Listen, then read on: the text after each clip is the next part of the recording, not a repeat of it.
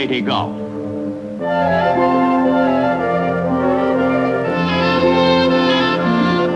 Across the restless wilderness of water that is Pacific in name only, the United States Navy orders Halsey's 3rd Fleet and Kincaid's 7th Fleet to the Philippines. Sailing over the Mindanao Deep and into Leyte Gulf, Allied soldiers and sailors come to answer the prayers of those who marched their way to death on Bataan 2.5 years earlier. It is October 1944.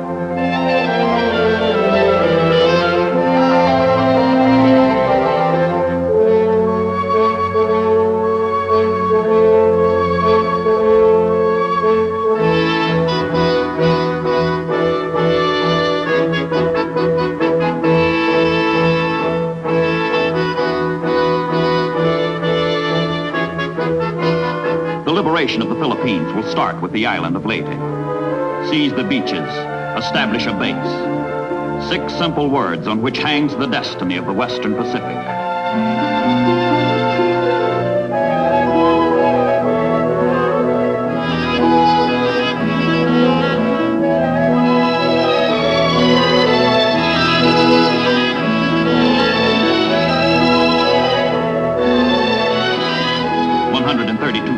Troops, 200,000 tons of material, 750 transports and landing craft.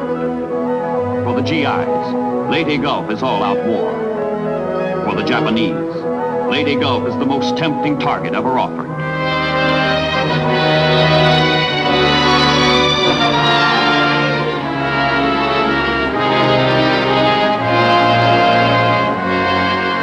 And the Japanese know it. They have long been waiting for the Allies to get out on a limb.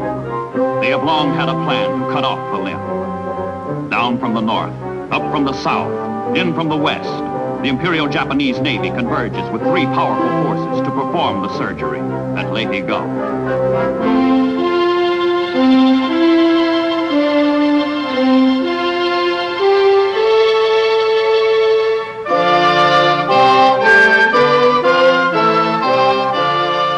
The entire remaining naval strength of Japan is mustered for one final, supreme battle. Loss of the Philippines will tear the Japanese empire in 2, cutting off the home islands from the oil, the resources, the wealth of the Indies and Southeast Asia, fatally crippling Japan's ability to wage war. The Leyte landings must be destroyed if Japan is to survive. The Naval High Command confesses. We are about to fight a battle that will decide the fate of our empire. The mission of our naval forces is truly great.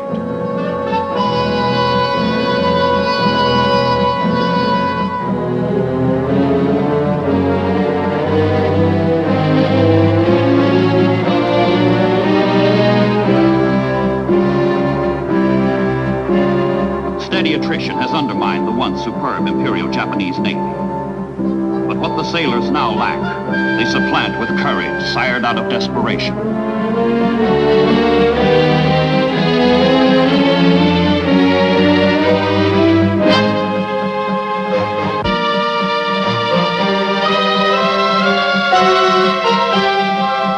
Identify these ships. United States battleship, Maryland class. United States battleship, Oklahoma class.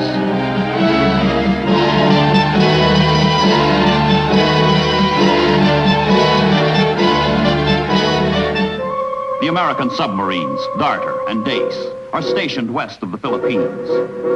3 days after the Allied landings at Leyte Gulf, they discover part of the converging Japanese Navy. They attack, sink 2 cruisers, and send the enemy's course and speed to Halsey and Kincaid. Darter is lost, but the Americans are alerted.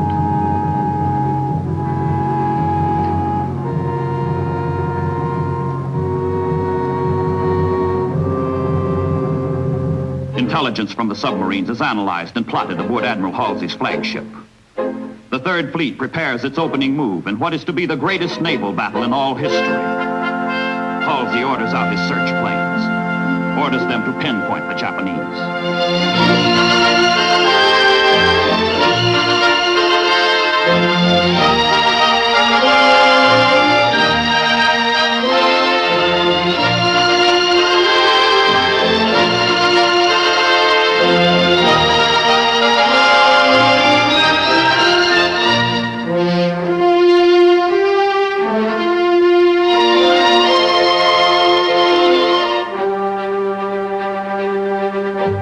Aussie scouts find the Japanese Central Force in the Sibuyan Sea, headed east toward San Bernardino Strait.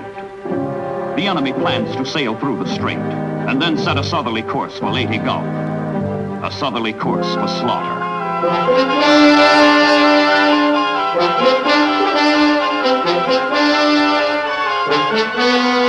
From the flagship to all carriers, strike. Repeat, strike. Good luck.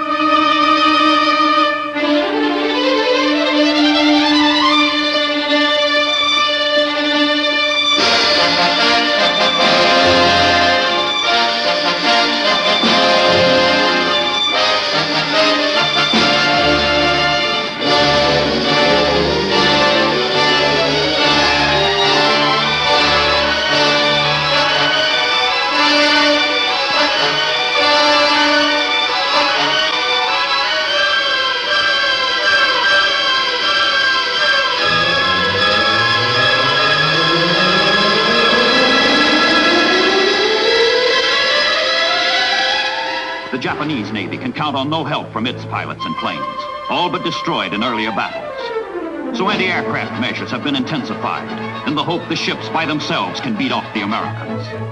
The sailors prepare to throw up a wall of fire around their task force.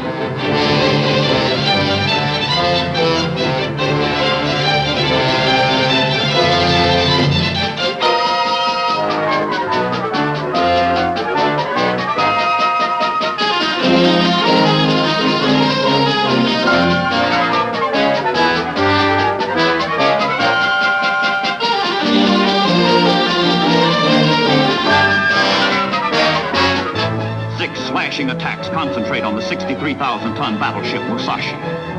Hit after hit is scored. 21 torpedoes find their mark.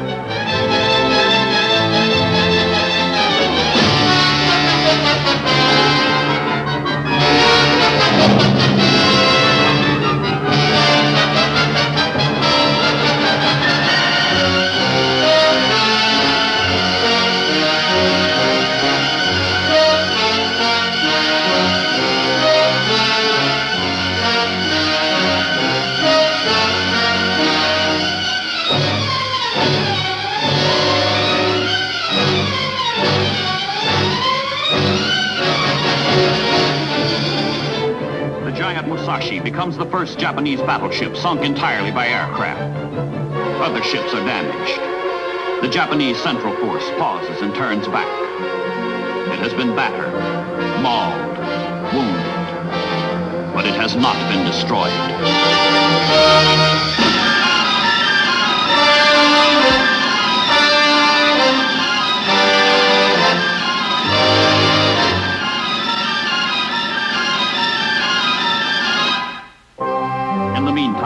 The Japanese Southern Force, in battle array and with all boilers lighted off, rips into the Mindanao Sea toward Surigao Strait, leading directly to Leyte Gulf from the southeast. Battleships, cruisers, destroyers lunge through the narrow waters, hoping to force the strait open and join up with the Central Force in the twin annihilation of the United States Army and Navy. But the jaws of an American trap are open.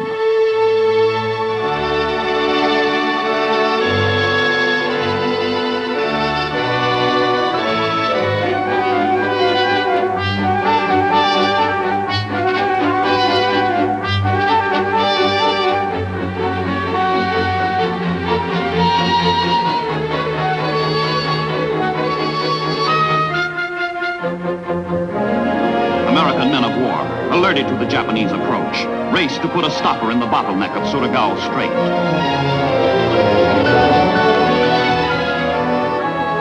Admiral Kincaid stuffs the bottleneck with PT boats, destroyers, cruisers, and battleships. American and Australian ships and sailors comprise a floating dam across the strait, strong in firepower, strong in determination to hold. The Admiral orders positions taken.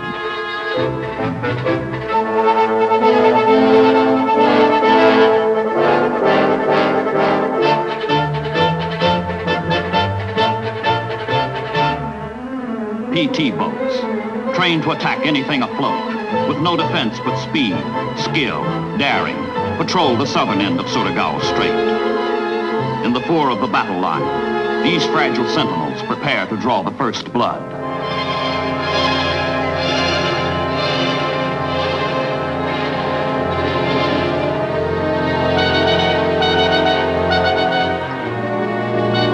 Behind the PT patrol is the destroyer picket line. Behind the destroyers are the cruisers. And behind the cruisers, the battleships. All hands are quiet, tense, waiting.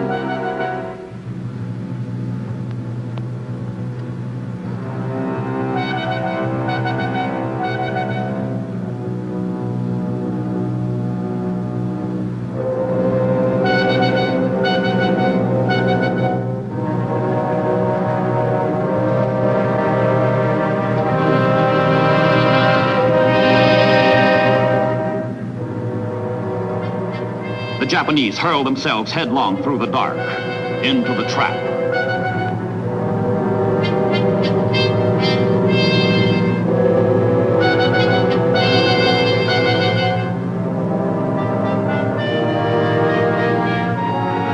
Midnight, October 24th. Inside the Japanese force, detection gear picks up their enemy. Suddenly, brilliantly, searchlights dispel the night. The Battle of Surigao Strait is on.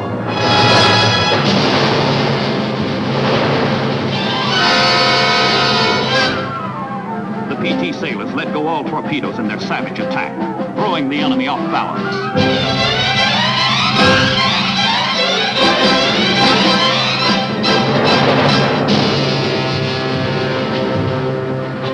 The PTs have done their job. Located the enemy, attacked the enemy, betrayed the enemy to the bigger boys. Now destroyers, cruisers, battleships, all in position, all at battle stations, take up the fight. The Japanese are in the trap, and the jaws close.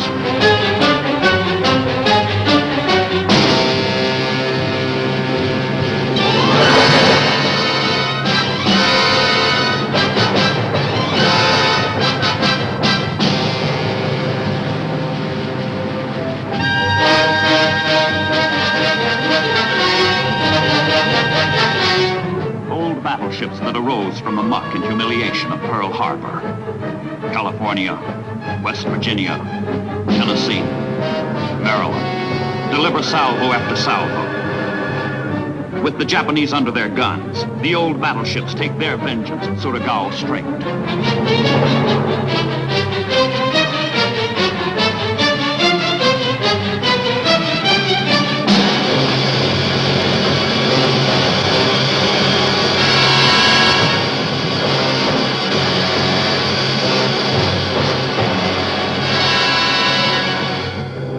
The debris of Japanese disaster litters mile after mile of Surigao Strait. More than 5,000 Japanese sailors are wounded, missing, dead. The survivors, fanatical to the last, refuse to be rescued. The Japanese southern force is destroyed.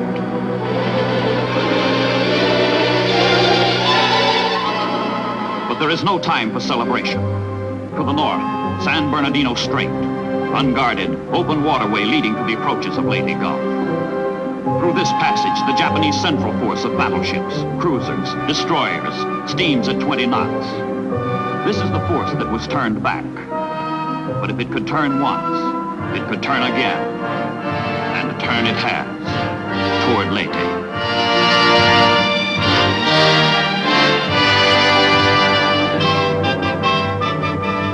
Only light American units, small escort carriers, destroyers, guard this approach to Leyte Gulf. The onrushing Japanese are first sighted by surprised, horrified search planes from the escort carriers. Should these 22 enemy ships break through, they will turn the Leyte landings into bloody shambles.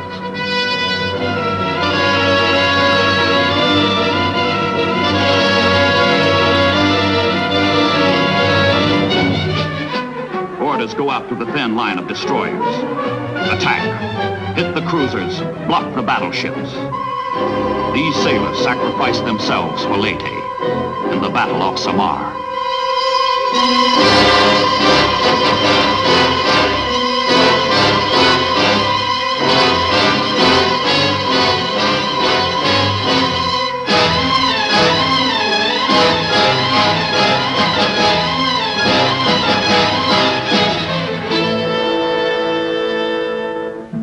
Japanese force includes the largest warship ever built, the Yamato, mounting the biggest guns afloat. Open fire, orders the Japanese admiral, letting the feeble defenders feel the full sting of the Imperial Navy.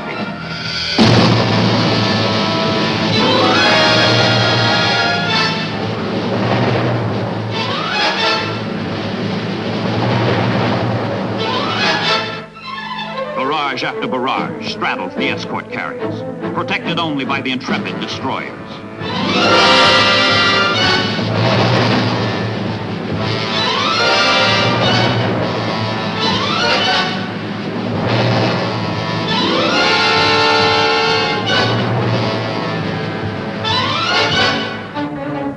Destroyers lay screens of real and chemical smoke between the escort carriers and the enemy, then bore in to deliver a furious torpedo attack.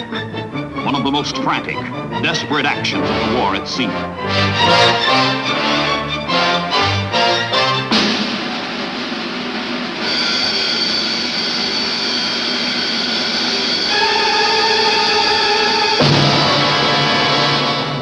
Every plane that can get off the escort carriers joins the unequal battle.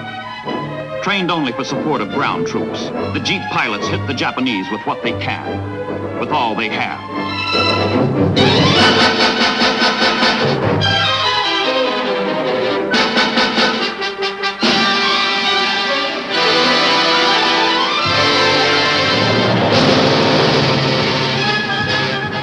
The Japanese keep pounding away, smashing the reeling escorts, the dauntless destroyers.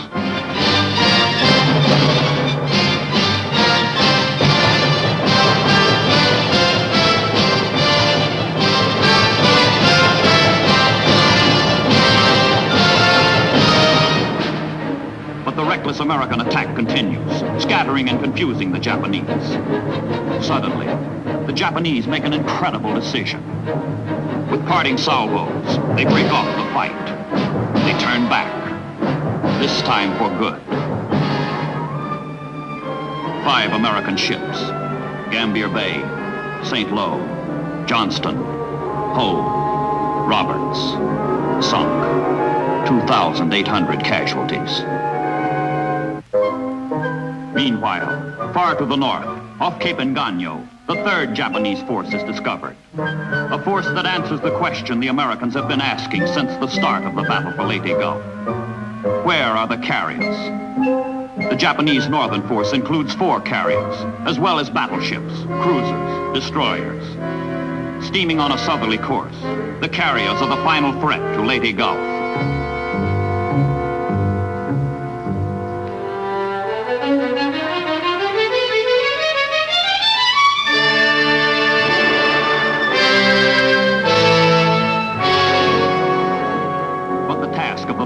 Is suicidal. It is to act as decoy, to lure Halsey's 3rd Fleet away from Leyte Gulf, while the central and southern forces drive the Americans out of the Philippines. The Japanese are hopelessly outclassed, short on training, short of planes. We will be sunk, their admiral admits. That is our mission.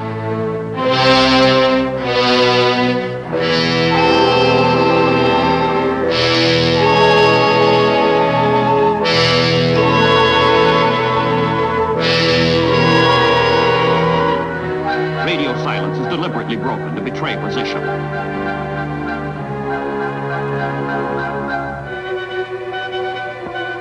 The dummy messages are intercepted by Halsey's radio men. The admiral is confronted with a tough problem. Should he stay at Leyte or sink the Japanese carriers?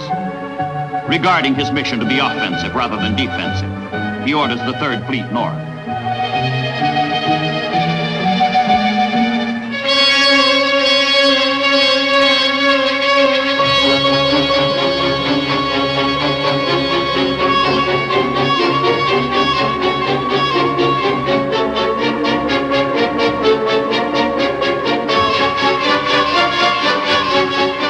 The first strike, 55 torpedo planes, 60 fighters, 65 dive bombers.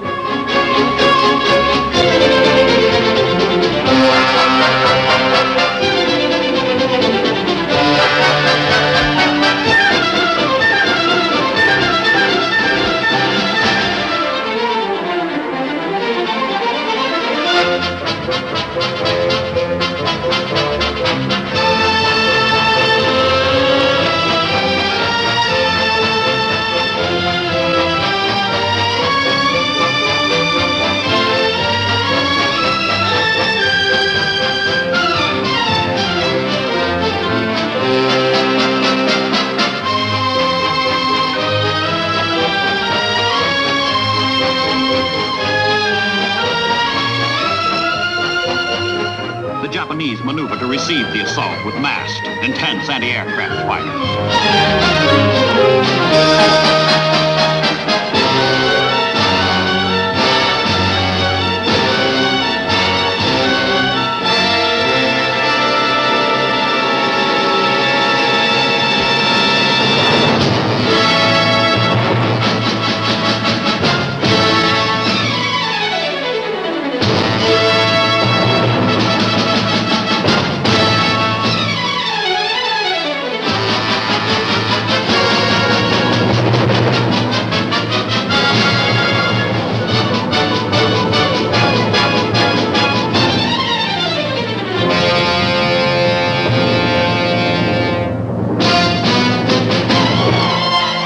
Japanese land-based bombers from Luzon. Halsey's ships are the target.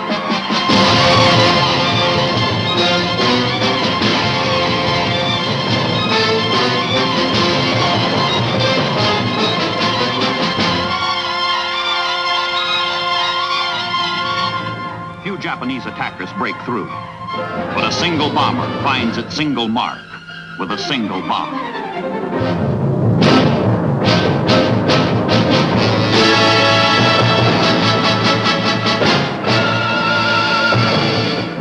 Light carrier Princeton. One hit is enough. Rescue efforts by her crew and first aid from the cruiser Birmingham cannot prevent a fatal internal explosion.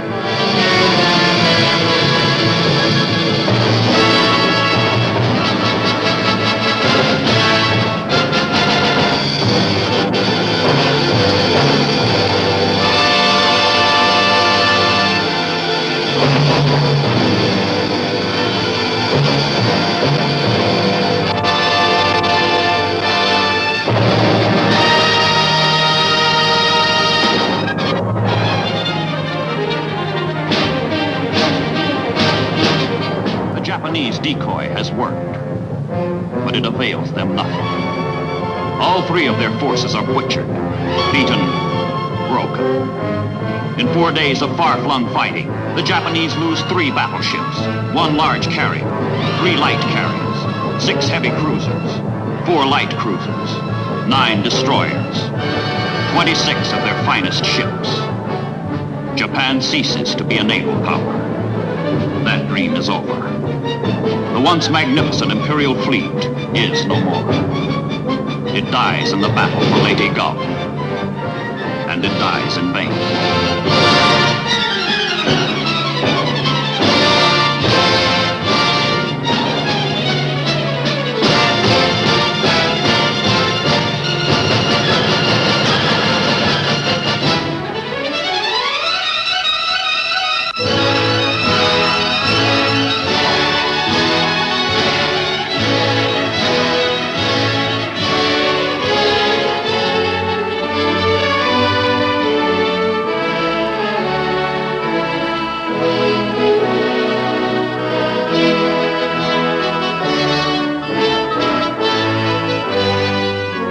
Fleets are made by nations. Battles are won by men. But when battle is done, the young and brave sleep, heedless of their greatest victory at sea.